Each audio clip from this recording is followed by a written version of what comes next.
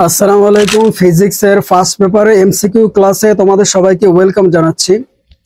So আজকে তোমাদের জন্য আমি রেডি করছি মোস্ট গুরুত্বপূর্ণ টপ কিছু এমসিকিউ, ঠিক আছে, যেগুলো তোমাদের মূল বুক এবং টেস্ট পেপার এবং বিভিন্ন কলেজের টপ যে কোশ্চেন গুলো আছে ওইখান থেকে আমরা বাছাই করে গুরুত্বপূর্ণ কিছু এমসিকিউ তোমাদের জন্য আমরা রেডি করছি। যেই এমসিকিউ গুলো তোমরা যদি কইরে যেতে পারো মোটামুটি তোমার 15 থেকে 20টা এমসিকিউ তোমার কমন পড়ে যাবে, ঠিক আছে।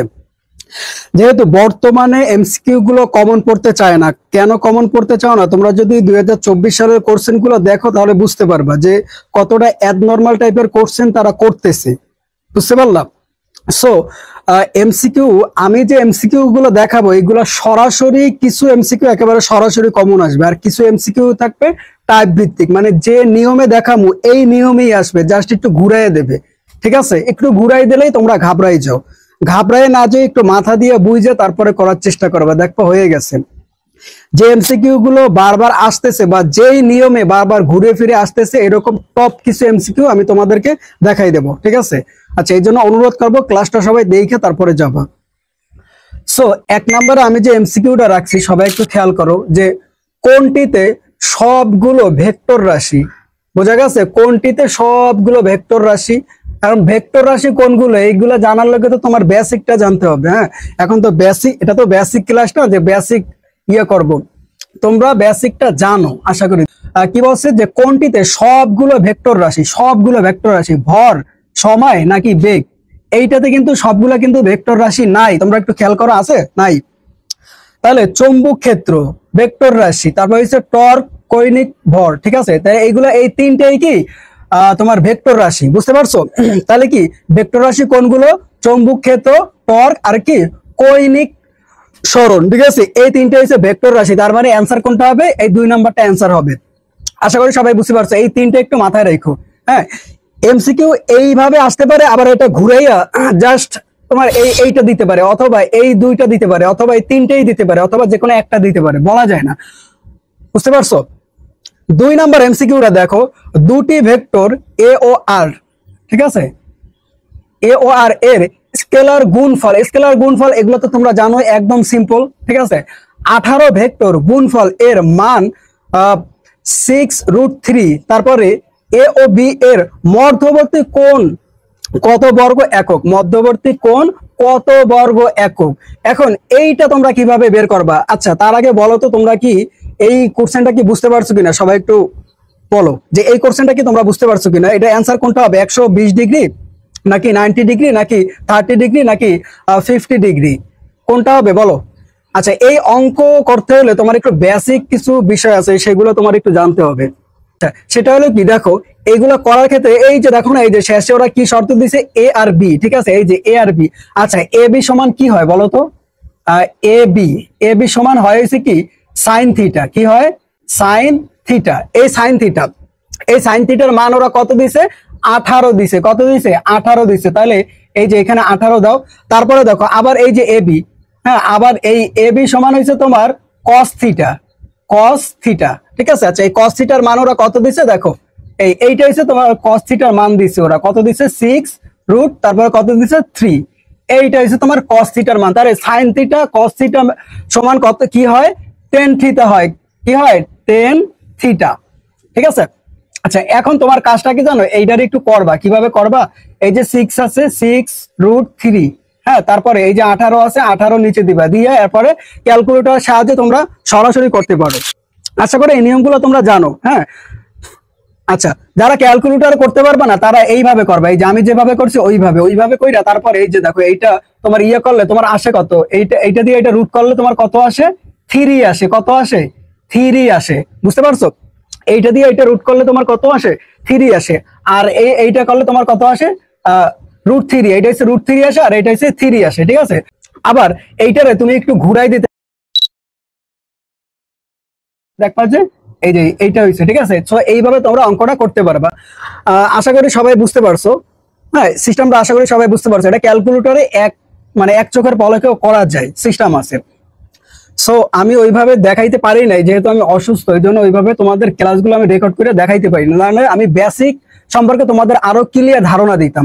আচ্ছা, তাহলে এইভাবে কইরা তুমি ক্যালকুলেটর চাপ দিলে তুমি দেখবা কি যে তোমার মান মোটামুটি 30 ডিগ্রি আসে। কত ডিগ্রি আসে? 30 ডিগ্রি। ঠিক আছে, তোমরা একটু মিলাই দেখো, তোমরা এই অঙ্কটা একটু কইরা একটু মিলাই দেখো, মোটামুটি তোমার মান কত আসে? 30 ডিগ্রির মতো আসে।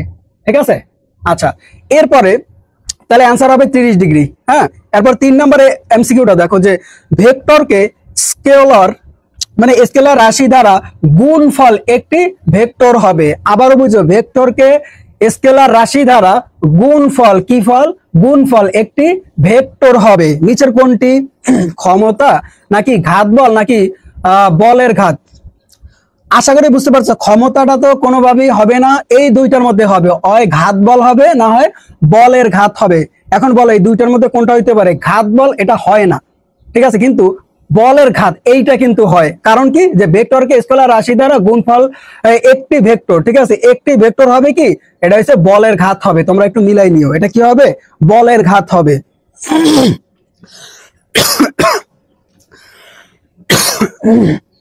সরি, শরীরটা অসুস্থ, এই জন্য দুঃখিত। আচ্ছা, 4 নম্বর এমসিকিউটা দেখো, কোনটি ভেক্টরের পাদবিন্দু ও শীর্ষবিন্দু একই? বুঝো, ভেক্টরের পাদবিন্দু ও শীর্ষবিন্দু কি একই? কোনটা হবে বলতো? সমান নাকি একক ভেক্টর নাকি নাল ভেক্টর? কি হবে? এটা তো ভাই মুখস্থ মান, এটা তো অনেকেই জানো, এটা আর পড়া লাগবে না। তোমাদের মূল বই থেকে যারা মূল বইটা একটু পড়ছো তারা তো জানো, এটা তোমার কি হবে? নাল ভেক্টর হবে। কি হবে? নাল ভেক্টর। কিছু কিছু তোমাদের থিওরিক্যাল আসবে, ঠিক আছে, যেগুলো ম্যাথ মানে ম্যাথ করা লাগবে না, তোমার থিওরিক্যাল, ওইগুলো তোমাদের একটু মুখস্থ জানা লাগবে। যেমন এইগুলা একটু মুখস্থ রাখাটাই ভালো। তাহলে কি কোনটি ভেক্টরের পাদবিন্দু ও শীর্ষবিন্দু নাল ভেক্টর? কি হবে? নাল ভেক্টর হবে, মাথায় রেখো। 5 নম্বর এমসিকিউটা দেখো, কোন ভেক্টরকে পাদবিন্দু নির্দিষ্ট করা থাকলে তাকে কি বলে? আচ্ছা, কোন ভেক্টরকে পাদবিন্দু নির্দিষ্ট করা থাকলে তাকে কি বলে? সমরেখা ভেক্টর নাকি স্বাধীন ভেক্টর নাকি সীমাবদ্ধ ভেক্টর? কোনটা হবে বলো? আবারও বলতেছি, কোন ভেক্টরকে পাদবিন্দু নির্দিষ্ট করা থাকলে কি? পাদবিন্দুটা যদি নির্দিষ্ট করা থাকে তাহলে তাকে কি বলে? এটা কিন্তু অনেকেই জানো, এটা কি হবে? সীমাবদ্ধ ভেক্টর। কি হবে? সীমাবদ্ধ। এই যে সীমাবদ্ধ ভেক্টর হবে। কি হবে? সীমাবদ্ধ ভেক্টর, মাথা রাখো। 6 নম্বর এমসিকিউটা দেখো, পাদবিন্দু সুনির্দিষ্ট নয়। বুঝছো, পাদবিন্দুটা কি? সুনির্দিষ্ট নয় এমন ভেক্টরকে কি বলে? পাদবিন্দু যেটা সুনির্দিষ্ট নয় এমন ভেক্টরকে কি বলে? এইটা একটু জানিয়ে রাখো, এটারে বলে স্বাধীন ভেক্টর। কারণ কি? ওর কি পাদবিন্দু কি নির্দিষ্ট নাই, ও স্বাধীন। বুঝতে পারছো? ও স্বাধীন, এই জন্য কি ও কি হবে? পাদবিন্দু যেহেতু ওর কোনো নির্দিষ্টতা নাই, তার মানে ও কি হবে? স্বাধীন ভেক্টর হবে। কি হবে? স্বাধীন ভেক্টর। অনেকে কি করো? সীমাবদ্ধ ভেক্টর দেখো, আসলে এটা সীমাবদ্ধ ভেক্টরটা হবে না। কি হবে? এটা স্বাধীন ভেক্টর। থিওরিক্যাল এমসিকিউ গুলো মাথায় রেখো, এগুলো কিন্তু অনেক থিওরিক্যাল এমসিকিউ কিন্তু তোমাদের আসে। তোমরা কি করো? শুধু ম্যাথমেটিক্স এর যে এমসিকিউ গুলো ওইগুলো সলভ করো, আর থিওরিক্যাল কিন্তু অনেক এমসিকিউ আছে, ওইগুলো কিন্তু অনেকেই পারো না। শুধু ম্যাথ নিয়ে করতে করতে তোমাদের মাথা খারাপ হয়ে যায়। সো আচ্ছা, এরপরের এমসিকিউটা দেখো, 7 নম্বর এমসিকিউটা, ঠিক আছে, এই যে a সমান সমান 9i ও b সমান সমান 1/9i হলে ভেক্টর দ্বয়, মানে এই যে ভেক্টর আছে এই ভেক্টর দ্বয় কি সদৃশ্য ভেক্টর নাকি বিপরীত ভেক্টর নাকি পরস্পর লম্ব? আচ্ছা, এটা যদি তোমরা একটু করো তাহলে তোমরা দেখতে পারবা যে সদৃশ্য ভেক্টর হবে নাকি বিপরীত ভেক্টর হবে। দেখো a সমান সমান 9i ও b সমান সমান 1/9, ঠিক আছে, তাহলে এই দুইটা কোন ভেক্টর হইতে পারে? আগে তুমি দেখো এখানে 3টা অপশন আছে, 3টার মধ্যে কোনটা হবে না, এইটা যদি তুমি একটু যদি ধরতে পারো তাহলে পরস্পর লম্ব। ওরা কিন্তু ওরা এই যে ও আর হইছে ও, ওরা দুইজন কিন্তু পরস্পর লম্ব না, মাথায় রেখো, ওরা কিন্তু কোনোভাবে পরস্পর লম্ব না। হ্যাঁ, তাহলে একটা টেকনিক কিন্তু তোমাদের 9-10-এ তোমরা যারা পড়ছো আমি কিন্তু তোমাদেরকে বলছি যে যেটা হবে না ওইটা যদি তুমি বের করতে পারো বাকি দুইটা কিন্তু এমনিতেই অ্যান্সার হয়ে যায় অটোমেটিক। সব ক্ষেত্রে না, ঠিক আছে, বেশিরভাগ সদৃশ্য ভেক্টর আর কি হবে? বিপরীত ভেক্টর। এই দুইটা আশা করি সবাই বুঝতে পারছো, একদম ইজি। অনেকগুলা বোর্ডে আছে এই টাইপের এমসিকিউ, একটু একটু মাথায় রাখো, ঠিক আছে, এই টাইপটা আর এই টাইপটা অনেকগুলা বোর্ডে আসছে, ঠিক আছে, জাস্ট একটু নিয়মটা ঘুরাই দিয়েছে, একটু ঘুরাই দিলেই তোমরা পারো না, এই তো তোমাদের অবস্থা। তোমরা শুধু বলো কমন কমন কমন কমন করো। শোনো, কমন এটা তো পড়তে চায় না, কমন আমি কেমনে দিব? আমি হয়তো তোমাদের টাইপ গুলো শিখাইতে পারবো যেভাবে আসে, ঠিক আছে, ওই টাইপ মানে ওই নিয়মটা তোমাদের শিখাইতে পারবো, ওই নিয়মে আরো 10টা 20টা আসলে তুমি করতে পারবা, ঠিক আছে, সরাসরি কমন খুব কমই পড়ে। এরপরে দেখো 8 নাম্বার এমসিকিউটা সবাই একটু খেয়াল করো যে কোনটি ভেক্টরের বন্টন সূত্র, এইটা একটু মাথায় রেখো যে কোনটি ভেক্টরের কি বন্টন সূত্র। এইটা হয়েছে তোমার কি ভেক্টরের বন্টন সূত্র, এইটা এই যে এইটা কি ভেক্টরের বন্টন সূত্র, এটা হচ্ছে কি বন্টন সূত্র। আচ্ছা, এইটা যদি বন্টন সূত্র হয় তাহলে এই যে P plus Q is equal to Q plus P, তাহলে এইটা কি, এইটাও তোমার একটু জানা লাগবে। এই টাইপটা তুমি যদি ভালোভাবে শিখতে পারো, এই নিয়মে আরো অনেকগুলো এমসিকিউ তুমি করতে পারবা, যেভাবে যদি তুমি পারবা। এই তিনটা তোমাদের একটু জানা লাগবে। এই তিনটা কি, এইটা তো আমি বললাম যে বন্টন সূত্র। এটা কি সূত্র? বন্টন সূত্র।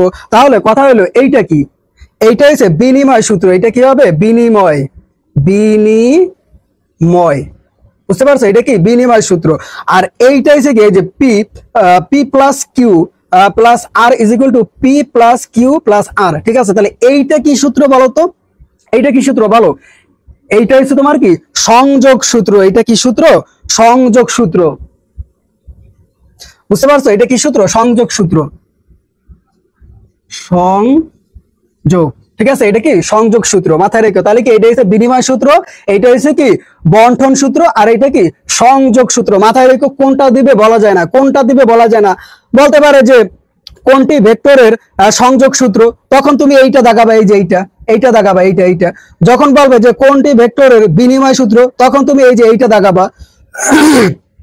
আবার তোমার যখন বলবে যে কোনটি ভেক্টরের বন্টন সূত্র, তখন তুমি এইটা দাগাবা।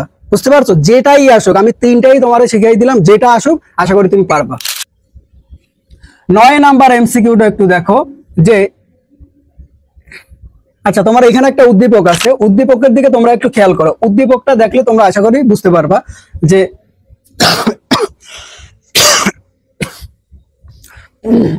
সরি, আমার একটু অসুস্থতার কারণে একটু সমস্যা হচ্ছে। ঠিক আছে, দুঃখিত। আমি ওইভাবে হয়তো স্বাভাবিকভাবে ক্লাসগুলো নিতে পারতেছি না, তারপরে যতটুকু সম্ভব তোমাদেরকে আমি দেওয়ার চেষ্টা করতেছি। সবাই ক্ষমা সুন্দর দৃষ্টিতে দেখবা। আচ্ছা, তাহলে এই চিত্রটা দেখলে তোমরা বুঝতে পারবা যে এখানে বলছে যে টলার, এখানে মূলত ছবি আছে নৌকার। ঠিক আছে, কিন্তু ওরা বলছে যে টলারের হাল দ্বারা নাকচ হয় 10, এই টি দিয়ে টলার বুঝায়। ঠিক আছে, কস থিটা। ঠিক আছে, টি কস থিটা। তারপরে এই 2 নাম্বার অপশন দিচ্ছে যে টলারের সামনে এগিয়ে যায় টি সাইন থিটা দ্বারা। এরপরে কিউ এর মান কমলে টলারের বেগ বৃদ্ধি পায়। আচ্ছা, এখন এই তিনটার মধ্যে কোনটা হবে বলো তো?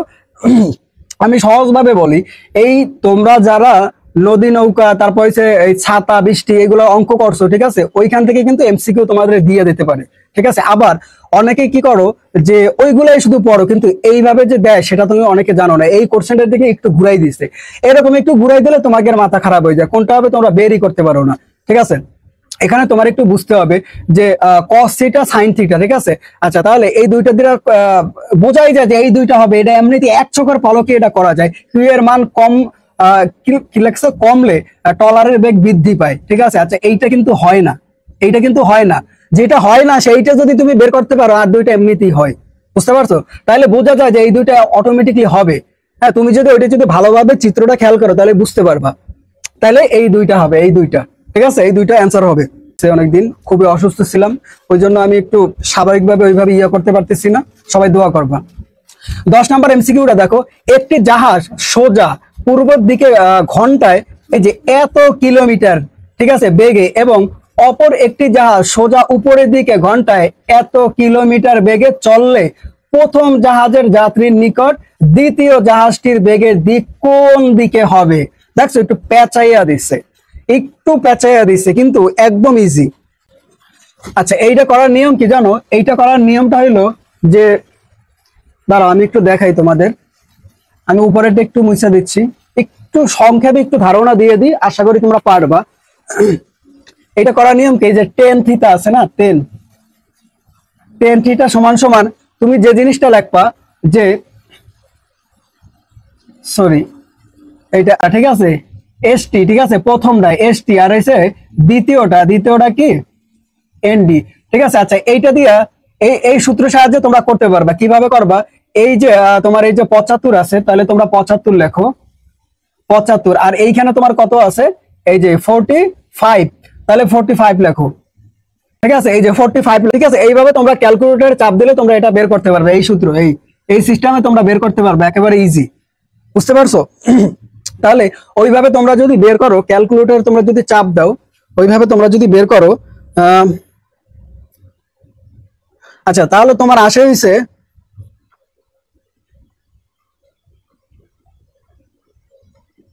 আচ্ছা তোমার আসে হইছে এইটা আসে, তোমার এই যে এই মানটা আসে, বুঝতে পারছো? ঠিক আছে, এই মানটা আমার এখানে, এই মানটা আসতেছে, তোমরা একটু মিলাই দেখো, আমার এখানে এই মানটা আসতেছে। আচ্ছা, 11 নাম্বার এমসিকিউটা দেখো, যে নিউটনের, শোনো, নিউটনের কিন্তু অনেকগুলো থিওরিক্যাল কোশ্চেন কিন্তু আমি দেখছি যে অনেকগুলা বোর্ডে দেখছি থিওরি দিয়ে ভরাই দিছে। হ্যাঁ, অনেকেই এই ম্যাথের দিকে ঘুরতে যাই, থিওরিক্যাল মানে এমসিকিউ গুলোর অ্যান্সার করতে পারো না তোমরা। এই জন্য রিকোয়েস্ট করবো, ম্যাথও করবা, সাথে সাথে থিওরি গুলো মনে রাখবা বা মুখস্থ রাখার চেষ্টা করবা। তাহলে নিউটনের গতি তৃতীয় সূত্রের উদাহরণের ক্ষেত্রে ঘোড়ার গাড়ি টানা, নাকি বন্দুকের গুলি ছোড়া, নাকি মহাশূন্যে গতিশীল কি লাগছে মহাকাশ যান? এই মহাকাশ যান এটা তো হবে, এটা তো জানো। এই গুলি ছোড়া বন্দুকের এটাও হবে, হ্যাঁ, এই যে বন্দুকের গুলি, এই অঙ্ক তোমরা করো নাই? তারপর এই ঘোড়ার গাড়ি এটাও হবে, তার মানে এই তিনটেই অ্যান্সার, এই তিনটেই অ্যান্সার। বুঝতে পারছো? এই তিনটেই অ্যান্সার। এগুলো অঙ্ক তোমরা কইরে আইছো, এখন আর কি বুঝাবো বাবা, কি আর বুঝাবো কও? একদম সোজা সিম্পল, তিনটেই অ্যান্সার, কোনো কথা নাই। 12 নম্বর এমসিকিউটা দেখো, স্থিতি জড়তার উদাহরণ কোনটি? স্থিতি জড়তা, ঘোড়ার গাড়ি টানলে কি ওটা কি স্থিতি জড়তার উদাহরণ হয়? হয় না। ঘোড়ার গাড়ি টানলে কি স্থিতি জড়তার উদাহরণ হয়? হয় না। তাহলে কি হয়? ধুলিময় পোশাকে আঘাত করা, মানে এই যে ধুলা, মানে ধুলাবালু, যে পোশাকে ধুলাবালু আছে ওইটারে কি এইভাবে ঝাড়া দেওয়া, ঠিক আছে? এই যে এইভাবে ঝাড়া দেওয়া, তাহলে কি ধুলিময় পোশাকে আঘাত করা, এইটা হবে, এইটা হবে, ঠিক আছে? এই পোশাকে ঝাড়া দেওয়া, ঝাড়া দেওয়া, ধুলাযুক্ত পোশাকে কি করা? ঝাড়া দেওয়া। তাহলে স্থিতি জড়তার উদাহরণ কোনটি? ধুলিময় পোশাকে আঘাত করা, মানে কি ঝাড়া দেওয়া। বুঝা গেছে? 13 নাম্বার এমসিকিউটা দেখো, একজন ব্যক্তি লিফটের ওজনহীন অনুভব করতে যখন লিফটটি, আচ্ছা, একজন ব্যক্তি লিফটের ওজনহীনতা, মানে ওজন নাই, ওজনহীনতা অনুভব করবে যখন লিফটটি লিফট যখন উপরে উঠবে তখন, নাকি লিফটটি যখন নিচে নামবে? বলো। শোনো, লিফট যদি উপরের দিকে ওঠে, হ্যাঁ, তখন কিন্তু সে কিন্তু তার ওজনটা কিন্তু অনুভব করে। নিচের দিকে নামে, তোমরা একটু লিফটে উঠো, ওঠার পরে তোমরা একটু নিচের দিকে যখন নামবা, দেখবা যে তুমি তোমার ওজনটা অনুভব করতে পারবা না। বুঝতে পারছো? তাহলে এটা একদম সোজা, একেবারে এক চোখের পলকে তোমরা করতে পারবে। এখানে কোনো থিওরিক্যাল, কোনো ওই যে ম্যাথমেটিক্স তোমার অতদূর যাওয়া লাগবে না, এক চোখের পলকে তোমরা করতে পারবা। কিভাবে করবা? যে দেখো, যে এখানে লাগছে যে সমবেগে উপরে উঠলে, বাবা সমবেগে উপরে উঠলে তো ওজনহীনতা অনুভব করে, ঠিক আছে? কিছু হইলেও অনুভব করা যায়।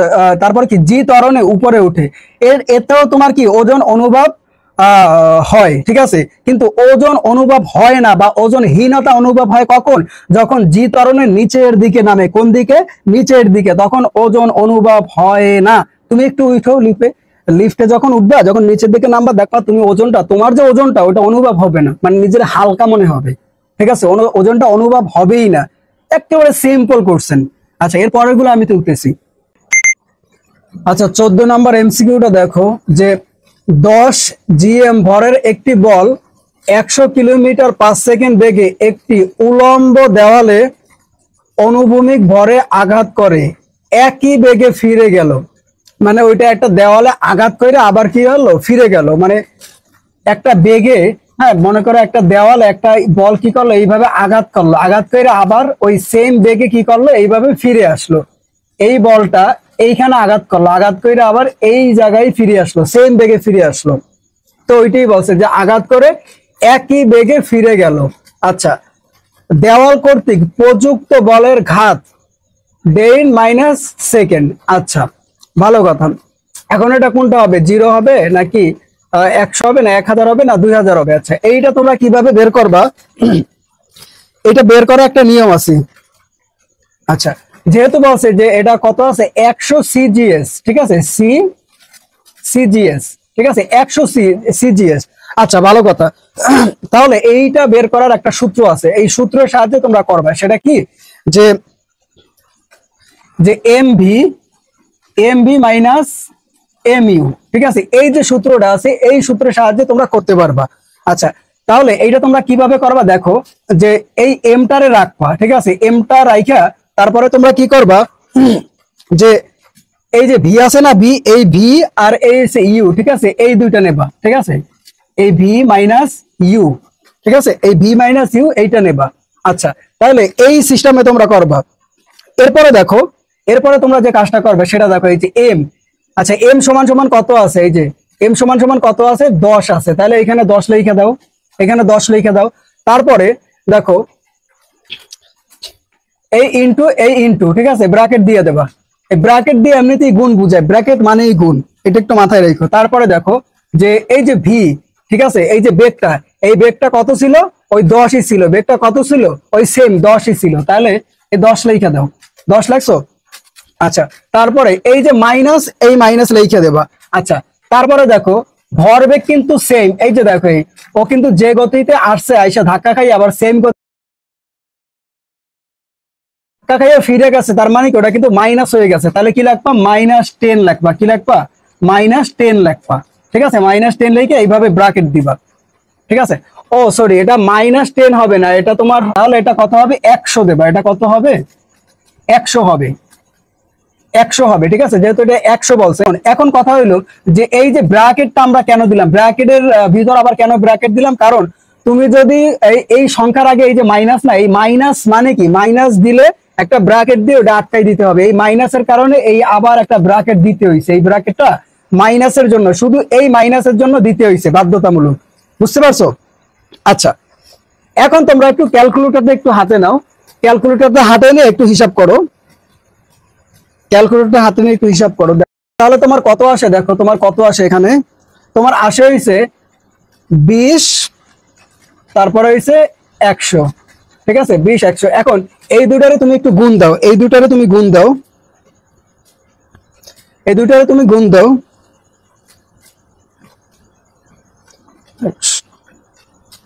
কত আসে, 2000 আসে। কত আসে, 2000 আসে, ঠিক আছে? তার মানে কি, এই যে এখানে 2000 কই, এইটা হচ্ছে তোমার কাঙ্ক্ষিত অ্যান্সার। আশা করি সবাই বুঝতে পারছো।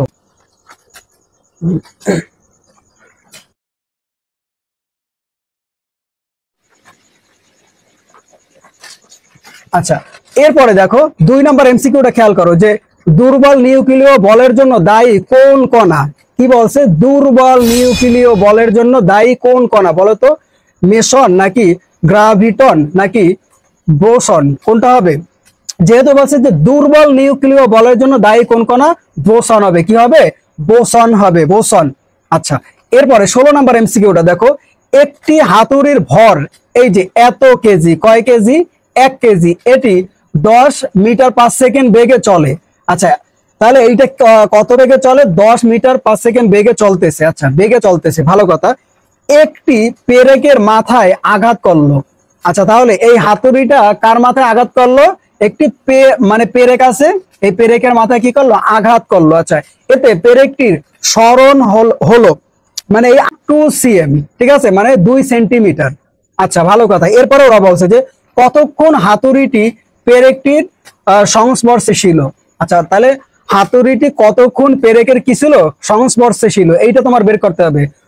মূল কথা হলো এইভাবে একটা পেরেক আছে, ঠিক আছে? এইরকম একটা পেরেক আছে, ওই পেরেকটা এইভাবে একটা বাড়ি দিছো, বাড়ি দিলে ওইটা, এই যে বাড়িটা দিছো, এখন এইটা কতটুকু সময় ছিল, এই হাতুড়িটা এটার সাথে লাইগে কতটুকু সময় ছিল, এইটা এইটা চাইছে তোমার কাছে। আচ্ছা, এইটা বের করার একটা নিয়ম আছে, এইটা বের করার একটা সূত্র আছে, ওই সূত্রের মাধ্যমে তোমরা এটা বের করতে পারবা। সূত্রটা কি, যে S is equal to u plus v into, আচ্ছা, u plus v by 2 into t. বুঝতে পারছো? এইটা হচ্ছে সূত্র, এই সূত্রের মাধ্যমে তোমরা করতে পারবে। S is equal to u plus v by 2 into t, এই সূত্রের মাধ্যমে তোমরা করতে পারবা। তোমরা এই সূত্রের মাধ্যমে তোমরা এটা বের করতে পারবা, ঠিক আছে? আমরা যদি একটু ক্যালকুলেটরের সাহায্য নিয়ে বের করতে পারি, তো ক্যালকুলেটরের সাহায্য নিয়ে আমরা এটা বের করতে পারি, এই সূত্রের সাহায্যে আমরা একটু বের করতে পারি। স্মরণ হয়েছে তোমার 2, 10 মিটার পার সেকেন্ড ইনভার্স 2 এত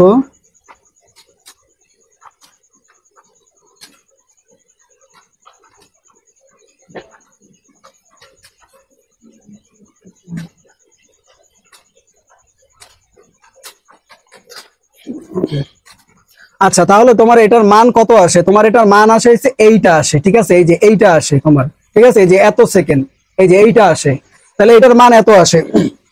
57 নম্বর এমসিকিউটা দেখো যে কৌণিক ভরবেগের একক কোনটি? কি বলছে? কৌণিক ভরবেগের একক কোনটি? কোনটা বলো তো? এই তোমার কৌণিক ভরবেগের একক হচ্ছে এইটা এইটা হচ্ছে কি তোমার কৌণিক ভরবেগের একক। একটু সবাই একটু দেখে রাখো, এই হচ্ছে তোমার কৌণিক ভরবেগের একক, ঠিক আছে? তোমরা এই সূত্রের মাধ্যমে এটা বের করতে পারবা, ঠিক আছে? এমনিতে এগুলো একটা মুখস্থ মান, এগুলা বের করা লাগে না, ঠিক আছে? এই চ্যাপ্টার যারা পড়ছো তোমরা জানো। তাহলে কি কৌণিক ভরবেগের সূত্র কোনটা? এইটা, ঠিক আছে? এমসিকিউটা দেখো, নিচের জোড়াগুলোর মধ্যে কোনটির মাত্রা একই? আচ্ছা, এই যে জোড়াগুলা দেখছো, এখানে দুইটা, এখানে দুইটা, এখানে দুইটা, তাহলে দুইটা দুইটা কি সব হচ্ছে জোড়া। তাহলে এই জোড়াগুলোর মধ্যে কোনটির মাত্রা একই? কোনটির মাত্রা একই? কাজ ও শক্তি, বল ও কাজ, নাকি বল ও টর্ক? এই কোনটা হবে বলো? কাজ ও শক্তি, এইটা হবে, ঠিক আছে? এই দুইটার মাত্রা কি একই? কাজ ও শক্তির মাত্রা কি একই, মানে সেম। 19 নম্বর এমসিকিউটা দেখো, একটি বস্তু কণাকে সুতায় বেঁধে বৃত্তাকার পথে ঘুরালে কাজের পরিমাণ হবে। আচ্ছা, একটি বস্তুকে, ঠিক আছে, কি বলছে? সুতায় বেঁধে, মানে একটা বস্তুকে যদি ধরো এই একটা বস্তু, এই বস্তুকে যদি সুতায় বেঁধে যদি এইভাবে ঘুরাও, ও কিন্তু এইভাবে ওই এই জিনিসটা কিন্তু এইভাবে ঘুরতে থাকবে, ঘুরতে থাকবে, বুঝতে পারছো? তাহলে এইটা বলছে যে একটি বস্তু কণাকে সুতায় বেঁধে বৃত্তাকার পথে ঘুরালে কাজের পরিমাণ হবে ঋণাত্মক, ধনাত্মক, নাকি শূন্য? কোনটা হবে বলো? শূন্য হবে, শূন্য, শূন্য হবে। একটি বস্তু কণাকে সুতায় বেঁধে বৃত্তাকার পথে ঘুরালে কাজের পরিমাণ শূন্যই হবে। এই ঘুরা ঘুরা ঘুরে ঘুরে ওর পরিমাণটা কি হবে? জিরোই হয়, শূন্যই হয়, বুঝতে পারছো? ও এই যে এই বস্তুটা এইভাবে ঘুরতেছে, ঘুরাও কি শূন্যই হচ্ছে, ঠিক আছে? কি হচ্ছে? শূন্য হচ্ছে। তাহলে অ্যান্সার কি হবে? শূন্য হবে। 20 নম্বর এমসিকিউটা দেখো, নিচের কোনটি সংরক্ষণশীল বলের উদাহরণ? আচ্ছা, কোনটি? অভিকর্ষীয় বল, নাকি ঘর্ষণ বল, নাকি ঘাত বল? কোনটা হবে? এটা হবে হচ্ছে তোমার অভিকর্ষীয় বল। কি হবে? অভিকর্ষীয় বল। কারণ কি বলছে? নিচের কোনটি সংরক্ষণশীল বলের উদাহরণ? তাহলে কি সংরক্ষণশীল বলের উদাহরণ কি? অভিকর্ষণীয় বল, ঠিক আছে? এইটা তো আমরা জানি যে অভিকর্ষীয় বল হচ্ছে কি সংরক্ষণশীলতার উদাহরণ, এটা আমরা সবাই জানি। দেখো যে মহাকর্ষীয় বিভবের ক্ষেত্র, আচ্ছা ক্ষেত্রে কোনটি হবে? অসীমে এর মান সর্বোচ্চ, নাকি কখনো ধনাত্মক ঋণাত্মক হতে পারে না? কখনো ঋণাত্মক হতে পারে না, এর সর্বোচ্চ মান শূন্য। কোনটা হবে বলো? এর সর্বোচ্চ মান শূন্য, কারণ মহাকর্ষীয় বিভবের ক্ষেত্রে, ঠিক আছে, এর মান কিন্তু সবসময় শূন্যই হয়, এটা হবে। তারপরে কখনো ঋণাত্মক হতে পারে না, এটাও হবে। আবার অসীমে এর মান সর্বোচ্চ, অসীমের মান কি সর্বোচ্চ, তার মানে এই তিনটাই অ্যান্সার হবে, ঠিক আছে? এই তিনটাই অ্যান্সার হবে, হ্যাঁ এই তিনটাই হবে অ্যান্সার। 22 নম্বর এমসিকিউটা দেখো, মহাকর্ষীয় বিভব শক্তি ও উচ্চতার লেখচিত্রের ঢাল কি নির্দেশ করে? এটা তো জানো তোমরা, মহাকর্ষীয় যে লেখচিত্র আছে এইটার যে ঢালটা, ঠিক আছে, এই ঢালটা কি নির্দেশ করে বলো? এবার কি আছে, এক চোখের পলকে তোমরা এটা কইরা ফেলাবা। তাহলে কি হবে? অভিকর্ষীয় বল নাকি মহাকর্ষ বল? কি হবে? মহাকর্ষ বল। কারণ কি মহাকর্ষীয় বিভব শক্তি ও উচ্চতার লেখচিত্রের ঢাল কি নির্দেশ করে?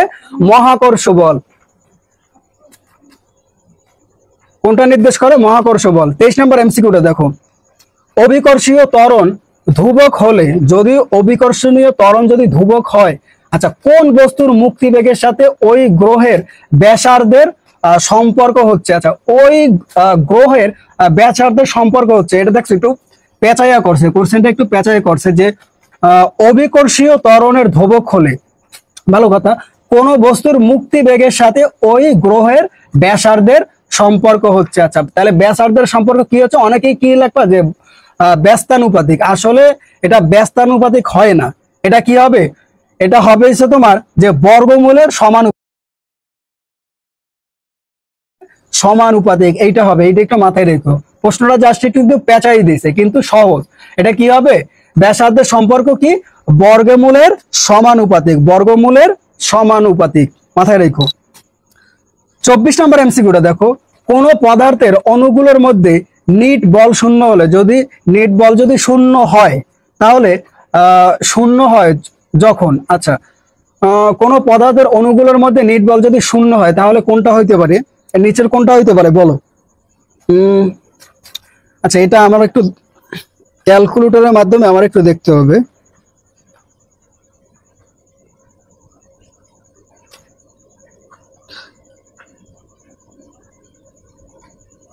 আচ্ছা, এটাই প্রথমটাই তো হচ্ছে, এটাই প্রথমটাই যে এই প্রথমটা। তাহলে কোন পদার্থের অণুগুলোর মধ্যে নিট বল শূন্য হলে কোনটা হবে, এইটা হবে, এইটা।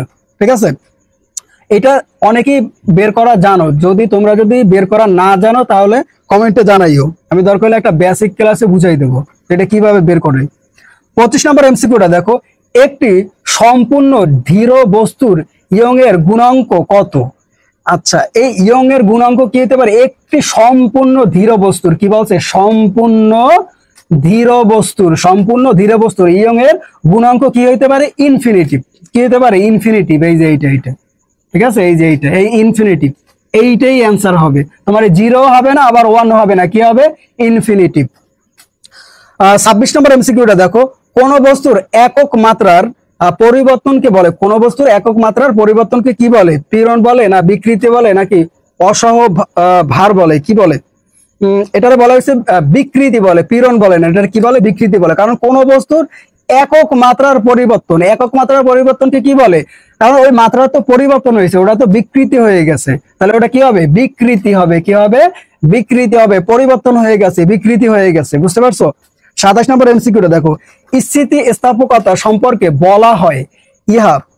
আচ্ছা, তাহলে স্থিতি স্থাপকতা সম্পর্কে বলা হয়, আচ্ছা কি বলা হয় দেখি, তাপমাত্রার সাথে পরিবর্তন হয়, ভেজালের উপস্থিতিতে পরিবর্তন হয়, পদার্থের আকৃতির উপর নির্ভর করে। হ্যাঁ, এটা হবে, পদার্থের আকৃতির উপর কি, না না সরি, এটা হবে না, পদার্থের আকৃতির উপর নির্ভর করে না, এটা হবে না। ঠিক আছে, তাহলে একটা নিয়ম কিন্তু তোমাদেরকে বলছি যে যদি একটা যদি না হয় তাহলে বাকি দুইটা কিন্তু এমনিতেই কিন্তু হয়ে যায়। যেটা হবে না ওইটা যদি বের করতে পারো বাকি দুইটা কিন্তু এমনিতেই হয়। এটা কিন্তু সহজ টেকনিক। তাহলে পদার্থের আকৃতির উপর নির্ভর করে, এটা কিন্তু হবে না। তাহলে কোনটা হবে, এই 2 হবে আর এই 1 হবে, এই দুইটা। বুঝতে পারছো, তাহলে কি হবে, তাপমাত্রার সাথে পরিবর্তন হয় আর কি ভেজালের উপস্থিতিতে পরিবর্তন হয়, এই দুইটা। তাপমাত্রার সাথেও পরিবর্তন হয়, ভেজালের উপস্থিতিতেও কি হয়, পরিবর্তন হয়, তবে পদার্থের আকৃতির উপর নির্ভর করে না।